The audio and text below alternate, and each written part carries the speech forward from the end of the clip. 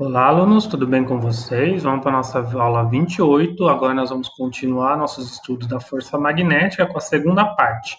Nessa segunda parte, nós vamos estudar como que o campo magnético externo ele interage com uma corrente elétrica, tá? Então, muito cuidado aqui. Lá nas aulas de campo magnético, nós vimos como que uma partícula em movimento produz um campo magnético, né? Ou uma corrente elétrica e tudo mais. Aí depois, na força magnética, nós estudamos a interação de um campo magnético externo sobre uma partícula em movimento. Nessa aula, nós vamos acrescentar um item a mais, que uma partícula em movimento, né, um feixe de partículas, gera uma corrente elétrica. Então, eu quero saber agora qual a interação dessa corrente elétrica com o campo magnético externo, né? Esse campo não é o produzido por essa corrente, tá certo? Bom, o primeiro ponto aqui é qual é a força de um condutor retilíneo, né, reto, em um campo imerso em um campo magnético uniforme, tá? Novamente, esse campo não é o dessa corrente, tá? É um campo magnético externo, como se eu aproximasse um ímã, tá? A ideia é o seguinte: primeiro a questão do módulo, né? Nós vimos que a força, considere a corrente como uma série de partículas, né? Nós vimos que a força era carga, campo, velocidade, seno do ângulo. A velocidade, ela é uma variação de espaço sobre o tempo, tá? Agora, considere que o espaço percorrido é o fio, tá? É o comprimento do fio. Então, vou chamar de L. Então, o que está variando ali é a carga pelo tempo, tá? Então, se você fizer essa conta, você vai encontrar que a força magnética ela vai ser dada pelo campo, pela corrente, né, que é a quantidade de carga por tempo que atravessa aquele comprimento do fio, né? Então é a corrente vezes o comprimento do fio L e o seno do ângulo entre a direção da corrente e o campo magnético externo, da mesma forma que a gente viu na aula anterior, tá? Então o módulo a gente calcula por essa conta, tá? Lógico, aí a corrente elétrica tem que estar em amperes no sistema internacional e o comprimento do fio em metros, tá? Agora, para você calcular a direção e sentido, você vai usar a regra da mão direita número 2 novamente. Só que agora, assim, o seu polegar, que antes apontava para a direção da velocidade, agora vai apontar na direção da corrente, que é a direção da velocidade das partículas, tá? E aí você vai fazer a mesma análise, né? Igual esse desenho aqui, ó. A corrente, ela tá subindo, né? O campo está nessa direção, então a força, o tapa, ele vai ocorrer justamente no empurrão nessa direção, tá? Então, direção e sentido aqui, novamente você vai usar a regra da mão direita. O fato curioso aqui é que agora essa força magnética ela está atuando num condutor, então ela pode fazer coisas mais interessantes, por exemplo, levantar um fio mesmo, tá? Então imagina aqui, ó, se você fizer a regra da mão direita, né, você vai ver que a força vai estar para cima, então é como se o fio subisse mesmo, tá? Então ele consegue fazer movimentar um fio percorrido por corrente. E aí note que imagine, você tem esse campo magnético externo aqui. Se o fio não estiver passando corrente, não há força magnética, então o fio está parado. Se você ligar uma corrente elétrica nesse fio, aí ele vai começar a subir, tá? É um efeito bem interessante, tá? Então a força magnética sobre um condutor. E aí vem outra coisa interessante, que é a força magnética entre condutores. Qual que é a ideia aqui? Aqui nós estamos analisando, né, a força magnética que age sobre um fio por um campo magnético externo. Agora vamos analisar esse campo magnético externo. Imagina assim, eu tenho um fio percorrido por corrente, eu posso aproximar um ímã natural, né? E aí eu vou ter esse efeito de força magnética. Mas se ao invés do ímã eu colocar um outro fio percorrido por corrente, porque ele produz um campo magnético. Agora aqui então eu quero analisar a força magnética nesse fio por um campo magnético produzido por esse fio percorrido por corrente. Então, a situação é mais ou menos essa daqui, né? Eu tenho dois fios, aí imagina, eu tenho dois fios, agora eu vou analisar quando a corrente estiver a favor, tá? Qual que é a ideia aqui? Esse fio 1 aqui, ó, I1, se nós usarmos a regra da mão direita número 1, vamos analisar a direção e sentido primeiro, depois eu falo do modo. Aí você vai fazer a regra da mão direita número 1 nesse fio. Então você vai os dedos na direção da corrente e o polegar, né, e os seus dedos vai fazer a direção do campo. Então, o campo vai rotacionar, você vai ver que nesse ponto do fio 2, o campo vai estar para cá, B1, tá? E agora você vai usar a regra da mão direita número 2, porque agora a corrente 2, o campo, né, estica os dedos, o empurrão ele vai acontecer na direção do outro fio. Você consegue mostrar que se você fizer a mesma coisa para o fio 2, né, imagina, o campo magnético por esse fio 2 vai estar rotacionando aqui, aí vai estar aqui, né, aí você aplica a regra da mão direita número 2 nesse fio e 1, você vai ver que é um par ação e reação, ou seja, os fios eles vão se atrair, igual está mostrado aqui embaixo, tá? Então, ou seja, quando você tem dois fios paralelos, né, com a corrente a favor, tá? No mesmo sentido, você tem uma interação de atração. É como se fosse cargas elétricas se atraindo, né? Mas aqui é um fenômeno magnético. Você tem atração entre os fios. E aí, usando o mesmo artifício, você consegue mostrar que se o sentido for contrário, vai ser repulsão, tá? Então, imagina, ó, a mesma situação, né? Esse fio I1 produz uma força, um campo magnético B1 aqui, só que agora quando você for fazer a regra da mão direita número 2, o polegar é para baixo, o campo está para cá, você vai ver que o empurrão é para fora, né? Então, novamente, é um par ação e reação, então os fios vão se repelir, tá? E veja que isso daqui é muito importante, porque muitos sistemas elétricos, né, você possui fios próximos entre si, tá? Então, é uma coisa a levar em consideração, principalmente quando você está no regime aí de altas correntes, tá? Então, fios de alta tensão, de alta corrente, então você pode ter um efeito considerável aí de atração e repulsão entre os fios, tá? Bom, mas isso daqui é somente direção e sentido, então lembre-se, mesma direção de corrente, atração, sentidos contrários, repulsão. Agora vamos falar do módulo, tá? Para você encontrar essa expressão do módulo, você volta nessa relação aqui, tá? Primeiro de tudo, o ângulo aqui entre a corrente e o campo é 90 graus. Então, você vê que esses termos de seno aqui, eles saem. Então, força magnética vai ser dada por isso aqui. Só que agora, esse campo aqui, ele é o produzido pelo outro fio. E se você lembrar, das aulas lá de campo magnético, o campo magnético produzido por um fio, ele é μ0i dividido por 2πrzinho, tá? Então é isso que eu fiz aqui.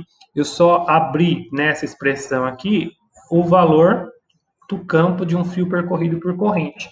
Então eu vou chegar aqui, a força magnética entre esses fios vai ser dado pelo μ0, né? O valor das duas correntes, I1 e I2, o comprimento do fio, e esse é o comprimento, né? Os fios têm um comprimento único, né? E dividido por 2πrzinho, onde esse rzinho é a distância entre os fios, tá?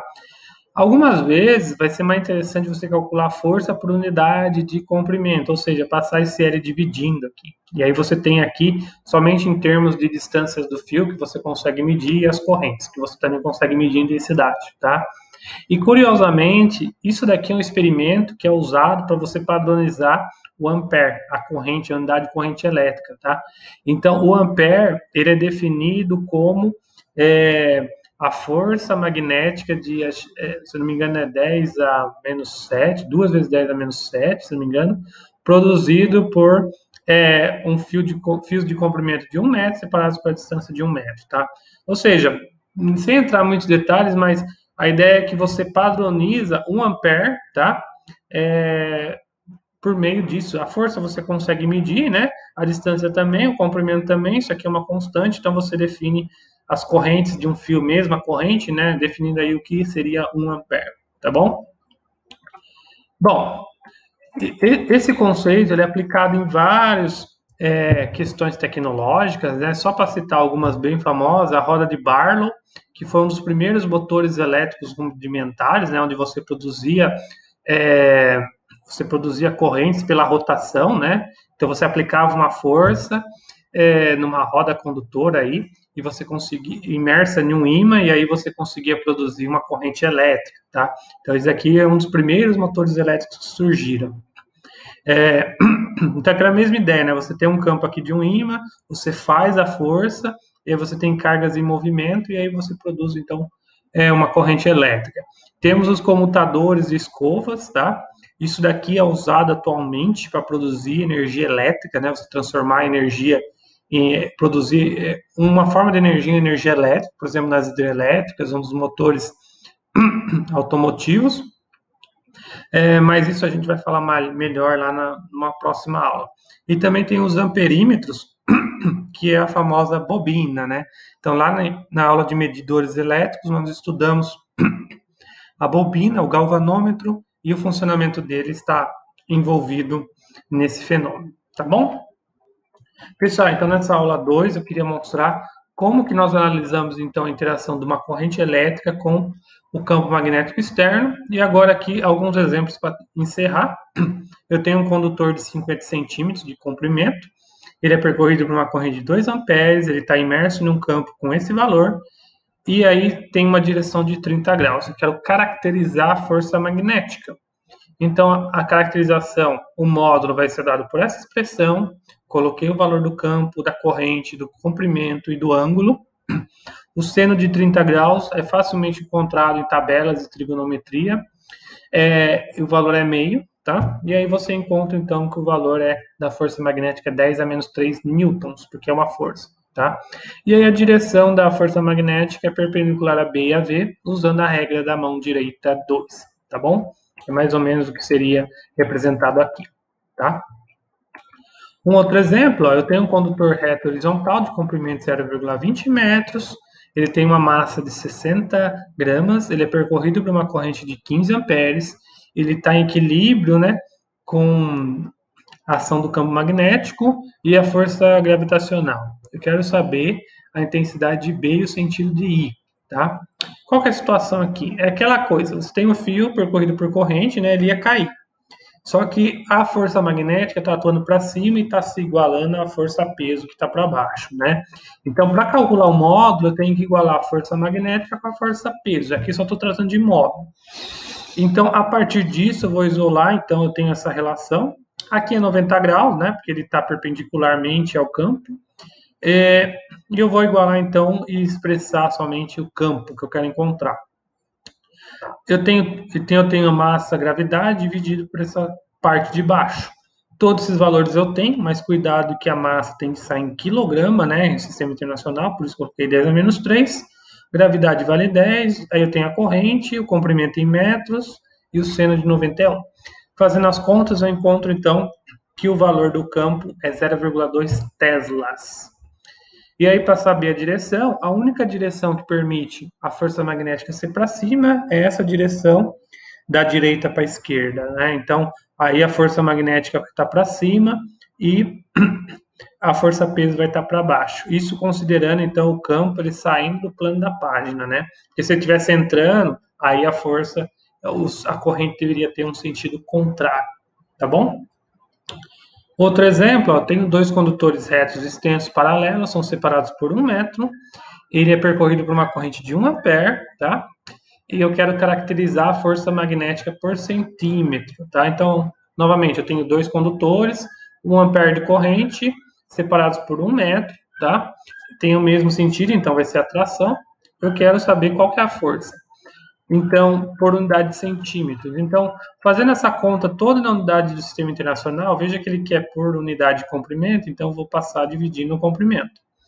Fazendo toda essa conta, eu vou encontrar 2 vezes 10 a menos 7 newton por metro, porque está dividindo o comprimento. Só que ele quer por centímetro. Então, eu sei que 1 metro ele tem 100 centímetros, então eu vou dividir esse valor por 100, então eu vou encontrar um valor aí de 2 vezes 10 a menos 9 newtons por centímetro, tá?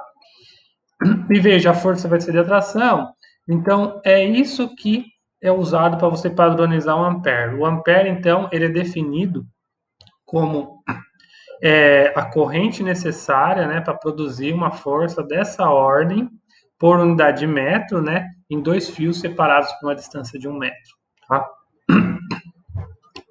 Bom, e aí mais um exemplo. Eu tenho dois condutores retos extensos, distanciados de 1 metro. Eles têm uma corrente de 2 e 5 amperes, né? Se eles tiverem a mesma direção, o sentido, eu quero saber qual que é a força por unidade de metro. Novamente, eu vou usar essa expressão. Vou calcular, então, a força por unidade de comprimento. Colocando os valores, eu vou achar 2 vezes 10 a menos 6 newton por metro, tá? Agora aqui, e assim, essa força, como tem o mesmo sentido, eu sei que é de atração. Agora eu vou inverter o sentido de I1 e vou dobrar as intensidades das correntes. Fazendo isso, né, eu dobrei aqui as intensidades, eu vou encontrar uma força de 8 vezes 10 a menos 6, só que agora a força vai ser de repulsão, tá bom? Pessoal, então é isso. Com isso, nós encerramos o estudo de força magnética. Espero que tenham gostado. E nas próximas aulas, então, a gente vai começar a ver um pouco de eletromagnetismo. Obrigado e até a próxima.